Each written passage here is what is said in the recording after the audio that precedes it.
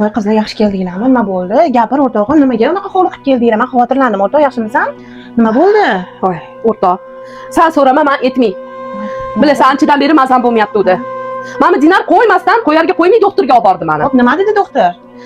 Menda rak chiqdi, o'rtoq. Voy tavba, nima deyapsan? Astag'firulloh degan o'rtog'im, yaxshilab tekshirtirdinglarmi? Ha, tekshirtirdik. Operatsiya deyapti. Voy Alloh. Matkada ekan, o'rtoq. Voh, astag'firulloh, xudoyim Alloh shifosini bersin, o'rtoq. U ham mayli. O'sha tashxis qo'ygan doktorlar oldiga erim boribdi. Rostdan shunaqami? Necha yilning umri qoldi deb, shunaqa deb so'rabdi erim. Voy tavba, shunaqa ham bo'ladimi er? Astag'firulloh. Shu deymani, sen yana ham tiriysan. Men eshitganman, bir xilli xotini o'lishi bilan darrov janozaga kelgan xotinlar orasidan o'ziga xotin topar ekan. Bet qursin bunaqa erkaklar. Shunaqa. Hozir o'tirib turinglar qizlar, hozir kelaman. Voy o'rtog'im, mana senga daftar ruchka.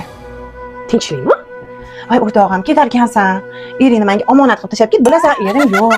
Ering nimalarni yaxshi ko'radilar, qaysi ovqatlarni yaxshi ko'radi, qaysi ranglarni yaxshi ko'radi, hammasini yozib yana nimalarni yaxshi ko'radi.